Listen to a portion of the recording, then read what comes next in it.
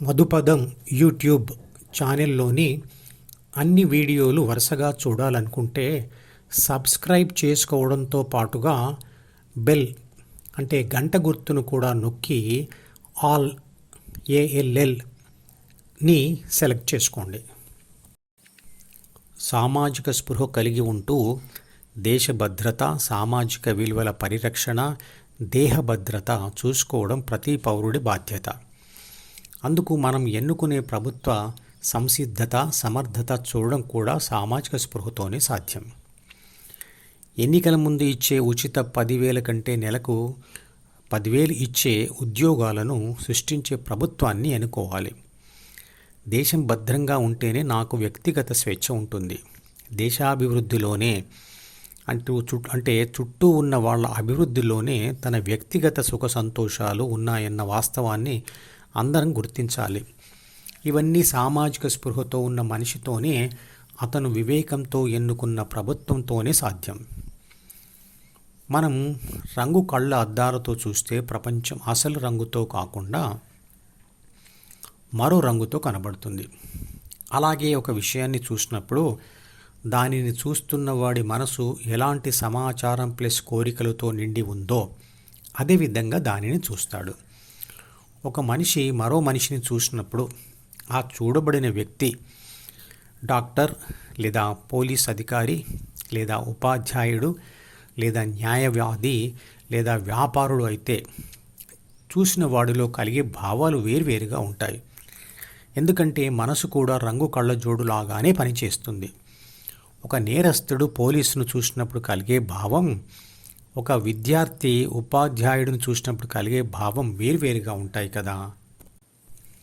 అలాగే మనిషి ఏది విన్నా అతని మనసులోనే ఉన్న పూర్వ జ్ఞానంతోనే అతని గుణాలకు అనుగుణంగా విన్నదాన్ని గ్రహించగలుగుతాడు. ఎదుటివాడి మాటల అసలు అర్థం తెలియాలంటే అతను ఏ అనుభవం పొంది ఆ విషయాన్ని చెప్తున్నాడో ఆ అనుభవాన్ని తను కూడా పొందితే చాలు. అతడు చెప్పిన మాటల అసలు అర్థం తెలుస్తుంది. భగవద్గీతను నమ్మకంతో విని ధ్యాన సాధన చేస్తూ అనుభవిస్తూ దానిని అర్థం చేసుకోవాలి. అప్పుడే దాని సంపూర్ణ అర్థం తెలుస్తుంది. అనుభవంతో భగవద్గీతను తెలుసుకోలేకపోతే కేవలం విన్నదాన్ని అందరూ భౌతిక దృక్పథంలోనే దాన్ని విశ్లేషించుకుంటారు లేదా అర్థం చేసుకుంటారు. వైజ్ఞానిక దృక్పథంతో చూస్తే భగవద్గీత మత గ్రంథం కాదు. అది మూఢాచారాలను ప్రోత్సహించదు. పుట్టుకతో వచ్చే కుల వ్యవస్థను సృష్టించలేదు. అది ధ్యానం చేయమని మాత్రమే చెప్తుంది.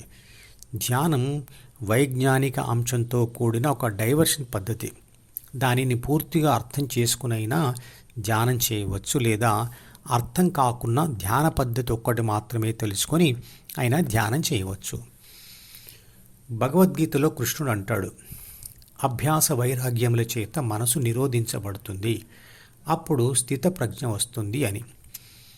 అభ్యాసము మరియు వైరాగ్యం అంటే ప్రాక్టీస్ అండ్ డిస్పాషన్. సిగరెట్ మీద ఇష్టం వదులుకొని లేదా అసహ్యంతో అంటే వైరాగ్యంతో తన ధ్యాసను ఇంకో ఇష్టమైన దాని మీదకు మళ్లించే అభ్యాసం చేస్తే సిగరెట్ అలవాటు పోతుంది కదా. ఇదే డైవర్షన్ అంటే దారి మళ్లింపు పద్ధతిలో చేసే ధ్యానం. సిగరెట్ మీద వైరాగ్య భావన లేకపోతే మరో ఇష్టమైన దాని మీదకు ధ్యాస మళ్లించే అభ్యాసం అసలు జరగదు. ఇందులో మతం కానీ మూఢనమ్మకం కానీ ఎక్కడుంది? పరీక్షలో ఫెయిల్ అయిన పిల్లవాడు మనసులో ఆ బాధ వదిలించుకోవడానికి ఆ బాధ మీద వైరాగ్యం పెంచుకొని సినిమా మీద ఇష్టంతో సినిమా చూసి ఆ బాధను పోగొట్టుకోవడం లేదా? ఇదే డైవర్షన్ పద్ధతిలో మనసును పోగొట్టుకోవడం. వైరాగ్యం 2 రకాలుగా ఉండవచ్చు. ఒకటి భౌతికంగా, రెండవది మానసికంగా.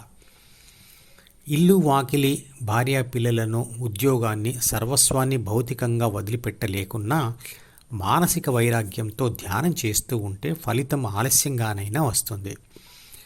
అనవసరమైన మరియు అనారోగ్యాన్ని తెచ్చే 10 మంది చేత విమర్శించబడే అలవాట్లను, పద్ధతులను, వస్తువులను వదులుకుంటూ ధ్యానం చేస్తూ పోతే వీటిని వదులుకోవడమే కాదు, ఆరోగ్యాన్ని తెచ్చే 10 మంది చేత మెచ్చుకోబడే జ్ఞాపక శక్తి, తీక్షణమైన ధ్యాస, సమర్థత కూడా వస్తాయి. ధ్యానం చేస్తూ ఉంటే మనసును ఎప్పుడంటే అప్పుడు ఆఫ్ చేయవచ్చు, ఎప్పుడంటే అప్పుడు ఆన్ చేసుకోవచ్చు. ధ్యానం చేయాలంటే శారీరక సుఖాలను, కోరికలను సాధ్యమైనంతగా తగ్గించుకోవాలి.